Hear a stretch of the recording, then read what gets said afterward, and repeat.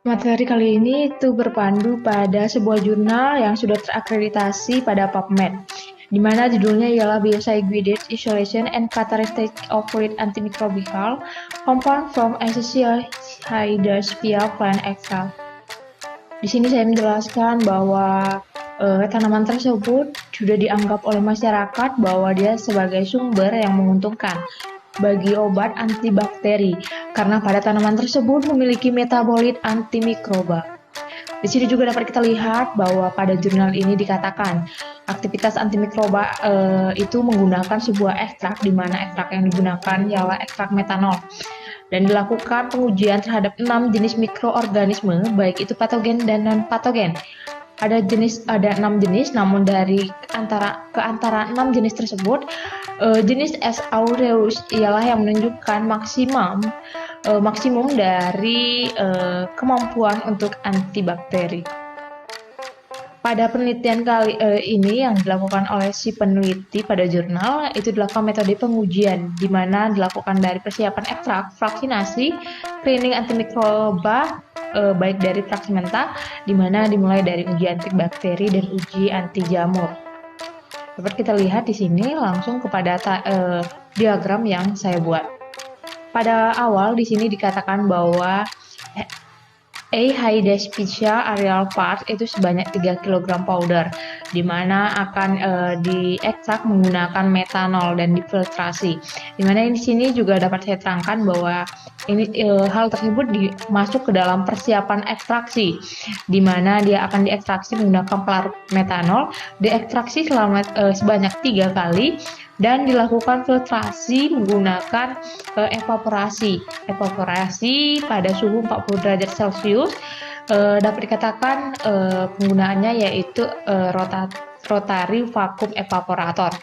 Hasil dari persiapan ekstraksi ini dapat kita lihat ialah ekstrak metanol mentah atau HHM. HM itu sendiri atau crude methanol extract itu diperoleh hasilnya sekitar 472 gram atau 15,73% dari berat kering sebelumnya.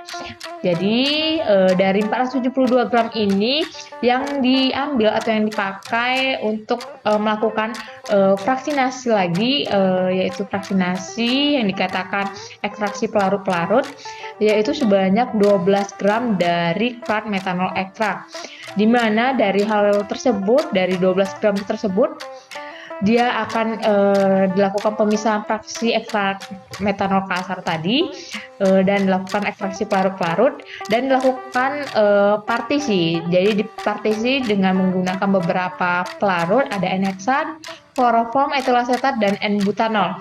Di mana hasil akhir dari vaksinasi ini ada 6 buah, di mana ada crude methanol extract, ada N-heksan AHH, ada kloroform, ada HHC, ada etil asetat, ada HAE, ada N-butanol, HB, dan ada remaining water vaccination atau AHA.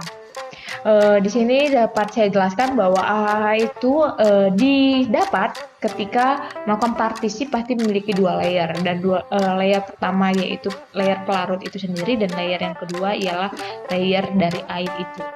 Ada 3 hal penting dari hasil vaksinasi ini yang harus kita lakukan dalam melakukan pengujian, yaitu harus disimpan pada suhu 4 derajat Celcius dan ditimbang untuk menentukan massa yang dihasilkan dan dihitung dalam persentase sampel tanaman keringnya. Di sini sudah kita hitung persentase dari sampel tanaman keringnya. Dapat kita lihat bahwa dari N-heksan vaksinasi itu ada 5,27% dari dry mass-nya, lalu ada 27,7%, ada 1,94%, ada 41,66%, dan 0,5%. Dapat kita lihat dari kelima vaksinasi ini ditambah lagi 1 ekstrak dari crude methanol, dua fraksi yang digunakan yang terbaik itu ada HE dan HHB, di mana HE dan HHB inilah yang akan dilakukan vaksinasi yang dipandu oleh Biocide. Alasan digunakannya AHA dan HHP dapat kita lihat bahwa dia dipilih berdasarkan kemanjuran. Kemanjurannya terhadap strain mikroba dan nilai MIC yang lebih rendah untuk dilakukannya screening dan isolasi senyawa antimikroba bioaktif.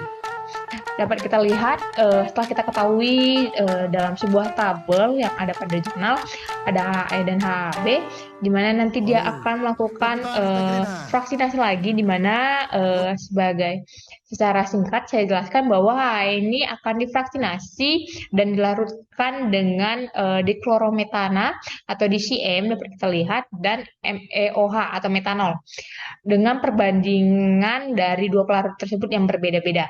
Dari AAE itu sendiri akan menghasilkan 12 fraksi, di mana di antara 12 fraksi itu perbandingan 7:3 dan 5:5 lah yang menunjukkan vaksinasi yang terbaik untuk antimikroba setelah dilakukannya proses testing. Dan begitu juga dengan HB, namun di sini ada pelarut yang berbeda yang digunakan pada HB, yaitu H2O dan metanol, di mana perbandingan yang dilakukan juga berbeda, dan yang dihasilkan dalam HAB ini ada 10 fraksi. Di antara ke-10 fraksi tersebut, 10:10 lah vaksinasi yang ditemukan yang menunjukkan bahwa dia adalah yang terbaik ketika dilakukan pengetesan antimikroba. Pada diagram ke bawah, pada bagian FLC sampai hasil akhir ini tidak dapat saya jelaskan.